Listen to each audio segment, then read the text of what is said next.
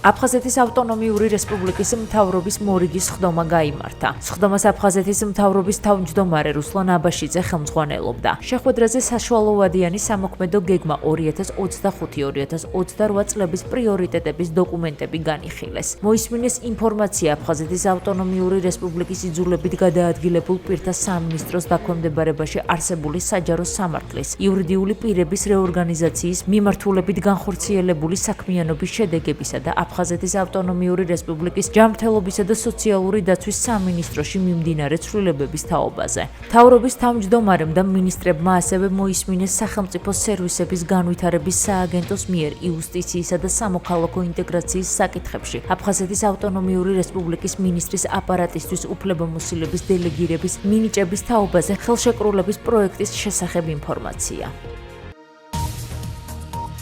აფხაზეთის ავტონომიური რესპუბლიკის უმაღლესი საბჭოს პლენარულ სხდომაზე ინტერპელაციის წესით იუსტიციისა და სამოქალაქო ინტეგრაციის საკითხებში აფხაზეთის მინისტრს გიორგი გაბედავას მოусმინეს. გიორგი გაბედავამ ვრცლად ისაუბრა სახალხო დიპლომატიის პროცესის შემდეგი განვითარებისა და მისი ეფექტიანობის ამაღლების თვალსაზრისით მინისტრის აპარატის მიერ განხორციელებულ საქმიანობაზე. დევნილი მოსახლეობის სამართლებრივი განათლების მიღების კუთხით გადადგმულ ნაბიჯებზე. სხდომის მსვლელობისას შეკითხვები დასვეს და საკუთარი მოსაზრებები გამოთქვეს უმაღლესი საბჭოს დეპუტატებმა.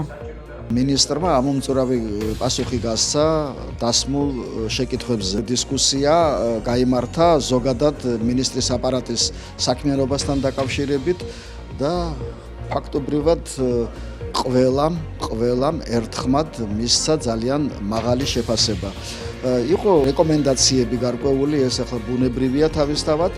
რეკომენდაციებს მე ძალიან დიდი იმედი მაქვს, რომ მინისტრის აპარატი გაითვალისწინებს და ისე ჩვენ ძალიან კმაყოფილები დავშით მათი საქმიანობით და იმ ანგარიშით, რომელიც წარმოადგენს. კითხვები ეხებოდა ისეთ თემებს, როგორც სამშვიდობო პოლიტიკა, ნდობის აღდგენა ხელოვნურად გახლეჩილი საზოგადოების, ესე ვთქვათ, წევრებს შორის მიმართულებით თუ რა კეთდება, ჩვენ მიერ დასახელებული იქნა კონკრეტული ღონისძიებები, პროექტები, თუ რა მიმართულებით მუშაობთ, რა პროექტებია, ესე ვთქვათ, ბოლო 2-3 წლის განმავლობაში განხორციელებული და აქედან გამომდინარე თუ რა იგეგმება, ესე ვთქვათ, მომავალში. ვფიქრობთ, რომ იმ კითხვებზე, რომელიც წარმოდგენილი იყო დეპუტატების მხრიდან, სრულყოფილად გავეცით პასუხი.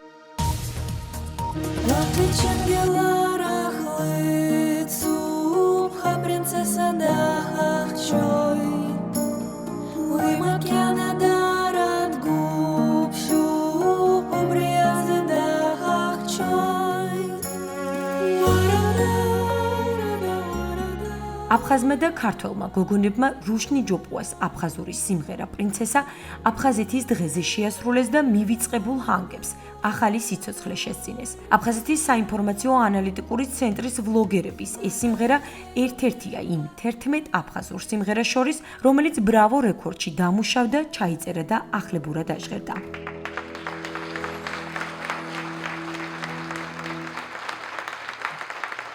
ბრავო რეკორდსის დამფუძნებელი ზაზა შენგელია ამბობს, რომ აფხაზური სიმღერების ჩაწერისა და CD დისკის გამოცემის სურვილი ბრავო რეკორდსის დაფუძნების დღიდან ჰქონდა. უშუალოდ პროექტზე სახელწოდებით ერთ სიმღერას ვმღერით, მუშაობა კი თითქმის 1 წელი მიმდინარეობდა. ხანგრძლივი დრო დასჭირდა სიმღერების მოძიების და შერჩევის პროცესს. სპეციალისტებმა სიმღერების განახლებული, მუსიკალურად უფრო გამდიდრებული და მრავალფეროვანი არანჟირების ვერსიები შექმნეს, რის შემდეგაც პოპულარულმა ქართველმა მომღერლებმა აფხაზურ ენაზე ამ სიმღერების ვოკალის პარტიები ჩაწერეს. რთული იყო სიმღერების შერჩევა, ვინაიდან თანამედროვე აფხაზური პოპულარული სიმღერები ძალიან დიდი და ცუდი გავლენის ქვეშ იმყოფებიან რუსული პაპსის. გამოვიდა საკმაოდ მაღალი დონის მუსიკალური პროდუქტი, რომელიც ვფიქრობ, რომ იქნება ერთგვარი ჩვენი მხრიდან ესეთი გაწვილი სამეგობრო კიდევ ერთი ხელი, რომელიც მოემსახურება პოსტკონფლიქტურ პერიოდში აფხაზეთში და დანარჩენ საქართველოში მცხოვრები ახალგაზრდების კიდევ უფრო დაახლოებას, შერიგების პროცესის გაღრმავებას. რატომ გაკეთა თანამედროვე რეპერტუარი და რა ვთქვათ ხალხური? ჩვენი სამიზნე აუდიტორია მაინც არის ახალგაზრდობა, ვინც ხვალ უნდა ააშენოს თანამედროვე აფხაზეთი, ხვალინდელი აფხაზეთი. პროექტის განხორციელება შეუძლებელი იქნებოდა აფხაზეთის ავტონომიური რესპუბლიკის მთავრობის მხარდაჭერის გარეშე. როგორც აფხაზეთის მთავრობის თავმჯდომარე რუსლან აბაშიძე ამბობს, ახლებურად გაჟღერებული ძველი სიმღერები წარსულში დაბრუნებისა და აფხაზური კულტურის პოპულარიზაციის შესაძლებლობას იძლევა. ძალიან მნიშვნელოვანია, რომ ამ პროექტში მონაწილეობას იღებენ ახალგაზრდები. ზუსტად ამისთვის არის გამიზნული ამ კატეგორიის, ამ ჩვენი საზოგადოების ამ ნაწილისთვის არის გამიზნული ეს პროექტი. ჩვენ გვინდა რომ ახალგაზრდები ჩავთვლოთ აი ამ პროექტში და დარწმუნებული ვარ რომ ეს პროექტი იქნება კარგი საფუძველი და საწინდარი იმისათვის რომ ჩვენ წარმატებულად განვახორციელოთ ის სამშვიდობო პოლიტიკა, რომელიც საბოლოო ჯამში გაერთიანებს ჩვენ საზოგადოებას.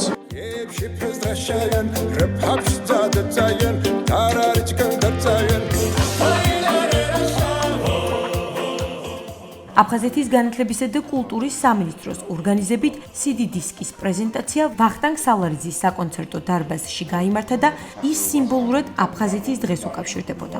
უშუალოდ კონცერტზე სიმღერების პრეზენტაციას წინ ხანგრძლივი და არც თუ მარტივი მოსამზადებელი პერიოდი უძღოდა. პროექტში ჩართული ყველა მომღერლის, ყველა აფხაზურ ბგერაზე აფხაზური ენის სპეციალისტმა ირმა ოსიამ იმუშავა. ძალიან საინტერესო იყო ამათთან მუშაობა, რომ მესწავლა აფხაზურად, აი გამოთქმა. ძალიან კაი პროექტი გამოვიდა და იცით რა არის, მე ვიცი რომ ამ პროექტს, ამ დისკს ძალიან დიდ გამოხმაურებას მიიღებს. ამ სიმღერას მოусმენენ აფხაზეთში და თითქმის ყველა რესტორანში და ყველა კაფეში გაიჟღერეს აი ამ სიმღერების ხმა.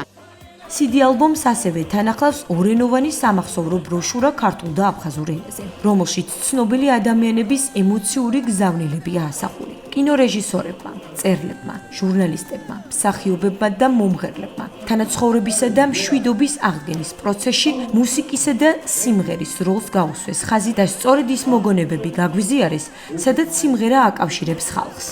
ორ ადამიანს სოხუმელს მაინც არ მოწონდათ ერთმანეთი, ის კი არა რომ მტრები იყვნენ, მაგრამ რაღაც ისე შეულებრივად ხდებოდნენ, შეულებრივად ისხდნენ, სუფრასთან ლაპარაკობდნენ და ერთხელ როდესაც ვისხედით ჩვენ ყველანი შევიკრიბეთ, მაშინ დაიწყო ვიღაცამ სიმღერა. და ის კაცი იყო ერთი აფხაზი, მეორე ის კაცი იყო ქართველი და თურმე ორივე მღერის და აყვნენ სიმღერაში. და რომ იმღერეს ერთი სიმღერა, მეორე სიმღერა, მესამე, იმისთანა ჰარმონია იყო. მათ შორის დამყარდა საოცარი სიმღერამ დაამეგობრა ისინი და მე რო ქალაქში გავდიოდით, ხედავდით ხან ერთ რესტორანში ან ვიღაცის სახლში, ესენი უკვე ხშირად ერთად დადიოდნენ და ერთად მღეროდნენ და იმედი მაქვს რომ სიმღერის ჰარმონია, მისი ძალა ჩვენს ურთიერთობებზეც დადებითად იმოქმედებს.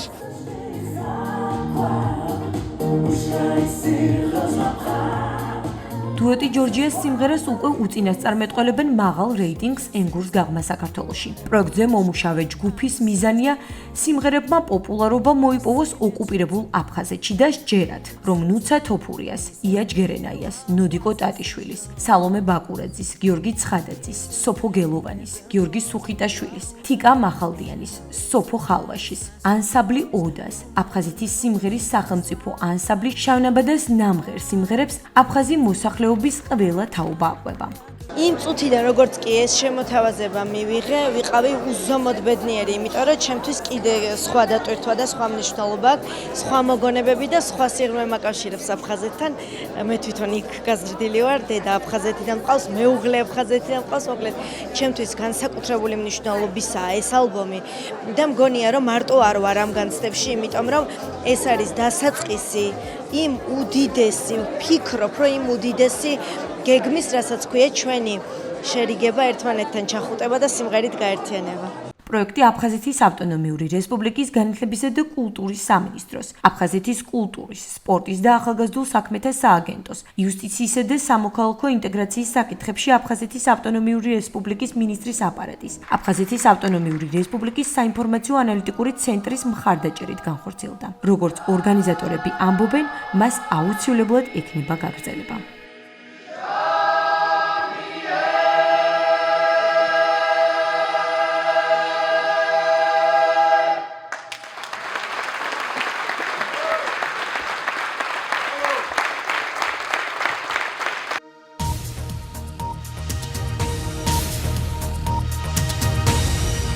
კავკასიაში უსაფრთხოებისა და სტაბილურობის შესახებ ჟენევის საერთაშორისო დისკუსიების მორიგის 61 რაუნდი მიმდინარე წლის 25-26 ივნისს გაიმართება. მოსამზადებელი სამუშაოები უკვე ჩატარდა ოფიციალურ თბილისსა და ოკუპირებულ სოხუმში.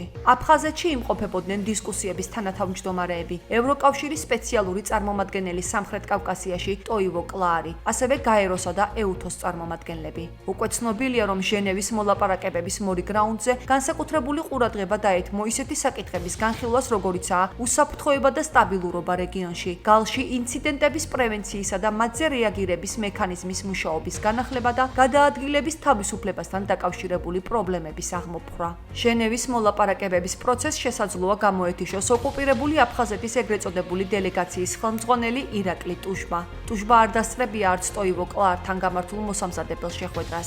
სავარაუდოდ დე-ფაქტო რეჟიმი ტუშბას დასჯას რუსეთისთვის არამეგობრულ ქვეყანაში მოგზაურობისთვის განაგრძობს. ჟენევის დისკუსიების ირგვლივ განვითარებულ მოვლენებს ქართველი ექსპერტ-ანალიტიკოსები ეხმაურებიან და აღნიშნავენ, რომ ამ ეტაპზე შეუძლებელია ამ მოლაპარაკებებმა გარდამტეხი როლი შეიტანოს კონფლიქტის მოგვარების საქმეში. თუმცა აუცილებელია დიალოგის ფორმატის შენარჩუნება და საკითხების გააქტიურება. ეს წინასწარი შეხვედრა, რომელიც სოხუმში გუშინ გაიმართა, რატო არის ჩვენთვის საინტერესო? ორი ძირითადი მიზეზის გამო. ერთი, რომ თუ აქამდე სტუმრებს როგორც წესი მინისტრის მოადგილე ირაკლი ტუშბა ხვდებოდა, რომელიც არის აფხაზური დელეგაციის ხელმძღვანელი ჟენევის მოლაპარაკებებზე, გუშინ მიიღო მინისტრის მოვალეობის შემსრულებელმა ოდისეი ბიგოვამ, ხო, რაც მოულოდნელი იყო. და ამას შეიძლება ორი ახსნა ჰქონდეს. ერთი, რომ ოდისეი ბიგოვა ეხა დაინიშნა მინისტრის მოვალეობის შემსრულებლად ინა ლარძიმბას ამ თანამდებობიდან წასვლის შემდეგ და შეიძლება უნდა რაღაც გაერკვეს სიტუაციაში, მაგრამ ალბათ უფრო მეორე ვარაუდი იქნება დასაჯერებელი და ეს უკავშირდება იმას, რომ ირაკლი ტუშბა ამ ცვლილებების პერიოდში იმყოფებოდა ამერიკაში, რაც ძალიან მტკივნეულად აღიქვა არა მარტო აფხაზეთში რიგმა პოლიტიკურმა ფიგურებმა, არამედ ჩრდილოეთშიც, ასე ვთქვათ, საქართველოს ჩრდილოეთ ქვეყანაშიც ძალიან მტკივნეულად როგორც ჩანს აღიქვეს ეს ვიზიტი. მეორე საკითხი, რაც არის მნიშვნელოვანი, საინტერესო კვლავ დაისმა ინციდენტების პრევენციისა და მათზე რეაგირების მექანიზმის განახლების, ასე ვთქვათ, საკითხი. კვლავ ორივე მხარემ როგორც ჩანს დაადებითად შეაფასა ეს პერსპექტივა. მოგეხსენებათ, ესეთი მექანიზმი უკვე არსებობდა, ეგრეთ წოდებული გალის რაიონში შეხვედრები იმართებოდა ქართულ აფხაზურ და აფხაზურ მხარეს შორის საერთაშორისო, ასე ვთქვათ, ორგანიზაციების ეგიდით და ხელმძღვანელობით. გარღვევებს მოლაპარაკებების მორიგი რაუნდისაგან არ ველოდები.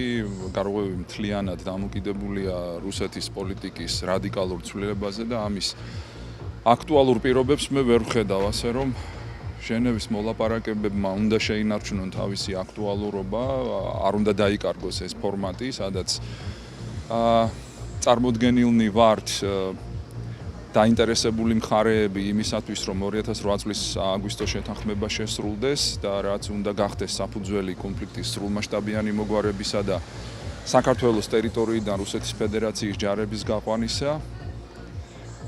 სამწუხაროდ დღეს არსებული ვითარება არ გვაძლევს შესაძლებლობას ვივარაუდოთ, რომ ეს ახლო მომავალში მოხდება.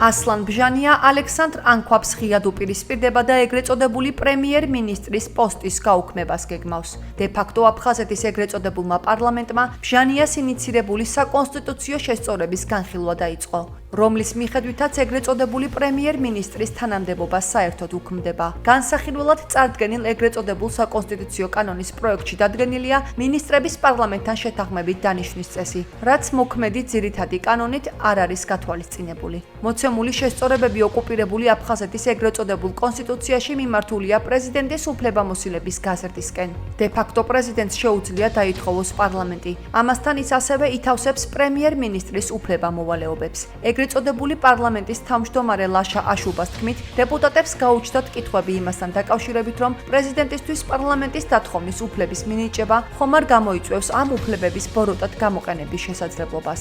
აღნიშნულ ფაქტს ქართველი ექსპერტ-ანალიტიკოსები აფასებენ აფასებენ და საინფორმაციო ანალიტიკურ ცენტრთან საუბრისას რამდენიმე ვერსიას განიხილავენ. მათ შორის ამბობენ იმას, რომ ბჟანიას წინასაარჩევნოდ საკუთარი ძალების დემონსტრირება და გაძლიერება სურს. მამცვლელებით იზრდება მოქმედი დე-ფაქტო პრეზიდენტის უფლებები. ეს არის საკონსტიტუციო ცვლილება, ანუ მოითხოვს ხმების 2/3-ს, 24 ხმას. რატომ აქვს ბჟანიას მოლოდინი, რომ მისი უფლებების გაფართოებას უფრო მეტი დეპუტატი დაუჭერს ხარს, ხო? ცოტა ისეთი ასე ვთქვათ, არ უნდა კონდეს წესით ესეთი მოლოდინი, ხო? და თვითონ პარლამენტარების რეაქციაც მათ შორის პარლამენტის დე-ფაქტო ხელმძღვანელის, სპიკერის აშუბას რეაქციაც ესეთი იყო, რომ ისინი ნეგატიურად არიან ამ ცვლილებებისადმი განწყობილი, მაშინ ესე იგი რა ხდება, ხო? ბჟანიას ან უნდა საერთოდ გაეტანა ეს ცვლილებები, ან რაღაც შეეცვალა, იქ ყველაზე ძიმე დეპუტატებისთვის მიუღებელი პუნქტი ამ ცვლილებებში, საკონსტიტუციო ცვლილებებში არის სწორედ ის, რომ მას ექნება უფლება დაითხოვოს პარლამენტი. სავარაუდოდ ბჟანიას უნდა ამითი აჩვენოს თავის აუმრჩეველსაც და რუსეთში ასე ვთქვათ, მასთან ურთიერთობაში მყოფ ასე ვთქვათ, სტრუქტურებს, რომ ის დაპირებები, რაც ორივე ამ ჯგუფს გასცა, მოსახლეობასაც და რუსეთის სხვადასხვა სტრუქტურებს, ის ვერ ასრულებს, იმიტომ რომ მას არ აქვს შესაბამისი ძალაუფლება, პარლამენტი მას არ ემორჩილება და მის მრავალგზის თხოვნებს აი ესე პასუხობს. საპრეზიდენტო კანონპროექტი, რომელიც ბჟანიამ შეიტანა პარლამენტში განსახილველად, ემსახურება მხოლოდ და მხოლოდ იმ ერთადერთ გაცხადებულ მიზანს, რომელიც დააფიქსირა კანონპროექტის ავტორთა ჯგუფმა. ეს არის ძალაუფლების კონცენტრაცია, ძალაუფლების კონსოლიდაცია ერთი თანამდებობის პირის ხელში, იმიტომ რომ არ არის გამორიცხული რაღაც ხდებოდეს ისეთი მოლოდინები ჰქონდეთ, რისთვისაც აუცილებელია მთელი აღმასრულებელი ხელისუფლების ვერტიკალის უფრო ოპერატიული, უფრო სწრაფი და მოქნილი მართვა. აქედან გამომდინარე იმ შუალედური რგოლის არსებობა, რომელსაც პრემიერ-მინისტრი ქვია, მიზანშეწონილად არ ჩაითვალა. შესაძლოა ახლო მომავალში აუცილებელი გახდეს არაპოპულარული გადაწყვეტილებების მიღება და ამ შემთხვევაში რაღაც გაორება ძალაუფლებაში, რაღაც გაორება პასუხისმგებლობებსა და შესაძლებლობებში ალბათ მიზანშეწონილად არ ჩაითვალა.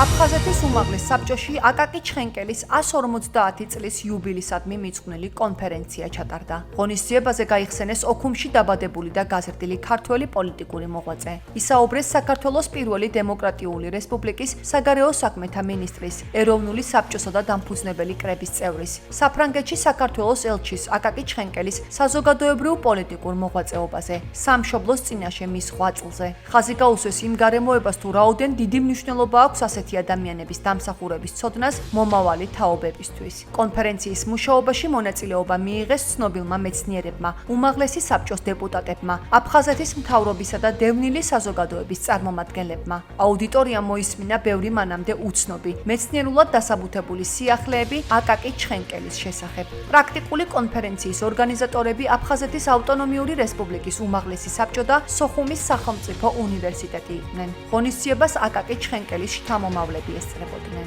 აკაკი ჩხენკელი წარმოშობით იყო აფხაზეთიდან. მისი მოღვაწეობის ძალიან დიდი ნაწილი დაკავშირებული არის აფხაზეთთან. აკაკი ჩხენკელი სრულიად ახალგაზრდა ებრძოდა აფხაზეთში იმპერიულ პოლიტიკას, რომლის მიზანი იყო ადგილობრივი მოსახლეობის ასიმილაცია, გადაგვარება და აი ამ ბრძოლაში თედო სახოკიასთან, ამბროსი ხელაიასთან ერთად მას უზარმაზარი წვლილი მიუძღვის და სხვათა შორის მაშინდელმა ხელისუფლებამ ამის გამო აკაკი ჩხენკელი და სხვა მოღვაწეები კავკასიიდან გაასახლა 1904 წელს. მის საქმიანობაში ძალიან დიდი ადგილი ეკავა ეროვნულ საკითხს. ის იყო დიდი პატრიოტი, დიდი მამულიშვილი. აკაკი ჩხენკელი იმსახურებს უკიდეგანო პატივისცემას, მისი სახელმწიფოებრივი აზროვნების, მისი მსოფლმხედველობის, მისი ცნობიერების, მისი ერთგულების ქართული სახელმწიფოსადმი და მისი ცხოვრების წესიდან, ცხოვრების ნირიდან გამომდინარე. ამ კონფერენციამ კიდევ ბევრი ახალი სიახლეები გამოიტანა მაყურებლების წინაშე, მსმენელების წინაშე აკაკი ჩხენკელის სახელი არ ეკუთვნის მხოლოდ ისტორიას, ის თანამედროვეცაა, ჩვენი თანამედროვეც, ჩვენს გვერდით დგას თითქოს და მიგვითითებს იმ სიძნელეების გადალახვაზე, რაც ქართული სახელმწიფოებრიობის დაცვასა და გამტკიცებას ეხება. ჩხენკელი თავის თანაპარტიელთა შორის გამოირჩეოდა იმით, რომ ის იყო განათლებასთან ერთად ძალზე პრაქტიკული ადამიანი, სწორად მოაზროვნე ადამიანი, ქონდა ძალიან სწორი კონცეპტები საქართველოს სახელმწიფოებრივი ცხოვრების შესახებ. სოხუმის სახელმწიფო დრამატულ თეატრში რეჟისორ მერაბ ყოლბაიას სპექტაკლის იქ ჩვენთან პრემიერა გაიმართა. ეს რეჟისორის რიგით მეოთხე ნამუშევარია. ერთმოქმედებიან ფსიქოლოგიურ დრამაში მოქმედება თანამედროვე დროს აფხაზეთში ვითარდება. ენგურს მიღმა არსებულ სახლში, საიდანაც ნათლად იკვეთება თუ რა გარემოებების გამოა მოწყვეტილი ჩვენი ქვეყნისგან აფხაზეთი. სპექტაკლს აფხაზეთის ავტონომიური რესპუბლიკის განათლებისა და კულტურის მინისტრი ნანა გაბელია და მინისტრის მოადგილე ზვიად ბულისკერია ესწრებოდნენ. ჩვენი სურვილია რომ დაახლოება იყოს და ამ სპექტაკლით ეს გამოვხატეთ. თვითონ პერსონაჟების მიხედვით იქ არის სიმბოლური სახეები, ეხება აფხაზეთის აწმყოს, რომელიც პერსონაჟით გამოიხატა, უმავალი ეს აფხაზია თვითონ პერსონაჟი და ეს არის ჩვენი იდეა რომ იყოს დაახლოება იქ ცხოვრება აფხაზსა და აქ ნასწავლა აფხაზ შორის. სპექტაკლში ვარ აჩბების შვილი, საბი აჩბა. ამ სპექტაკლში ნათლად არის ნაჩვენები თუ რა ხდება ახლა იქ ჩვენთან აფხაზეთში. ასევე არის ჩვენი ესე ვთქვათ სურვილი და ჩვენი დანახული თვალით თუ რა იქნება მომავალში, რა შეიძლება იყოს, რა შეიძლება გაკეთდეს.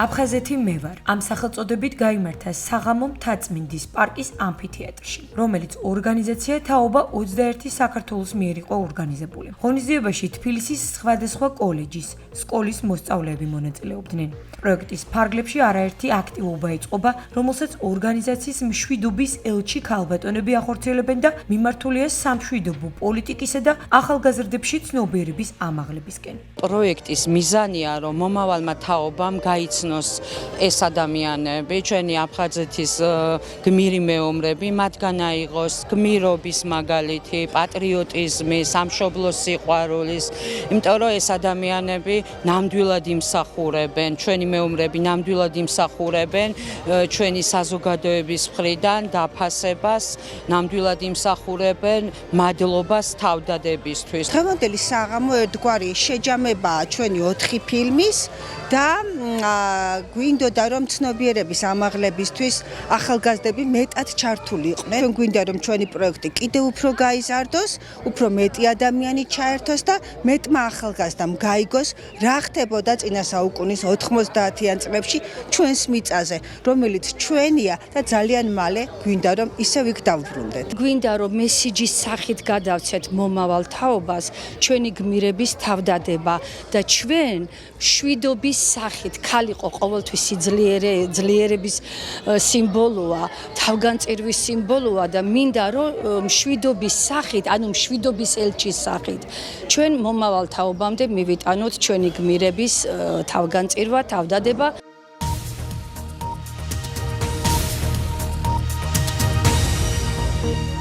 აფხაზეთის კულტურის, სპორტის და ახალგაზრდულ საქმეთა სააგენტოს ორგანიზებით წყნეთში გაიმართა ღონისძიება. სუფთა გარემო, ჯანსაღი ცხოვრება. პროექტის სხვადასხვა სახის საინტერესო აქტივობას მოიცავდა. აფხაზეთის თასზე ჩატარდა მინი ფეხბურთის ტურნირი, რომლის გამარჯვებულებსაც სიმბოლური პრიზები გადაეცათ. პროექტის მონაწილეებს ჟურნალ იალქნის სარედაქციო ჯგუფმა ახალი ნომერი წარუდგინა და საჩუქრად ჟურნალებთან ერთად აფხაზეთის თემატიკის ფაზლები გადასცეს. ღონისძიების ბოლოს ახალგაზრდებმა ტერიტორია ეკოსისტემისთვის საზიანო ნარჩენებისაგან დაასუფთავეს.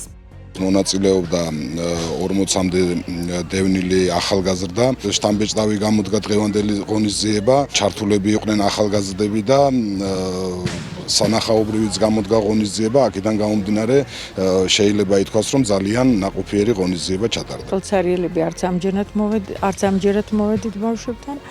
ჩვენი იალქანის სულ ერთი კვირა არც არ გამოვიდა, რომ იყვნენ სტამბის უნი ასდის. ერთი სიახლე გვაქვს ამ ნომერში. ჩვენ ვცემდით 2010 წლიდან ჟურნალი ალქანთან ერთად სკოლამდელი ყველაზე პატარებითი ჟურნალი აფქიოს და თუ მანამდე ჟურნალი აფქიო ცალკე გამოდიოდა, ეხლა ჩაკრულია შიგნით, ანუ ერთში ორი ჟურნალია, აფქიოც და იალქანიც. ძალიან დაძაბული თამაში იყო ჩვენმა გუნდმა. იბრძოლა ძალიან ბევრი, პირველი გავიმარჯვეთ და ეხლა მეორესთვის ვიბრძვით, პენალტები არის და იმედია ჩვენი გუნდი გაიმარჯვებს და თავს მოვიგებთ.